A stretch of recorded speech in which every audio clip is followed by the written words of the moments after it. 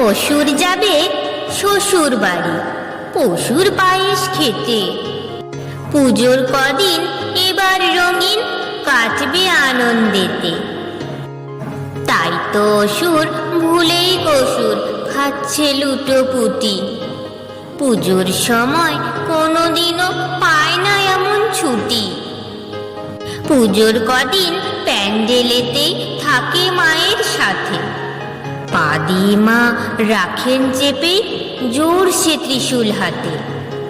গনসা কেতো লাখাই সুরো সব পাহারায় থাকে। একটু এদিক ওদিক হলেই দেয় লাগিয়ে মাকে। গভীর রাতে একটা যদি ধরায় পোড়া বিড়ি, ঘুম ভাঙিয়েই দেবে মায়ের সব্বাই শিগগিরি। কিংবা যদি চুপি চুপি একটু খৈনি বানায়, বিচ্ছুগুলো মাকে ডেকে তক্ষুনি তা জানায়।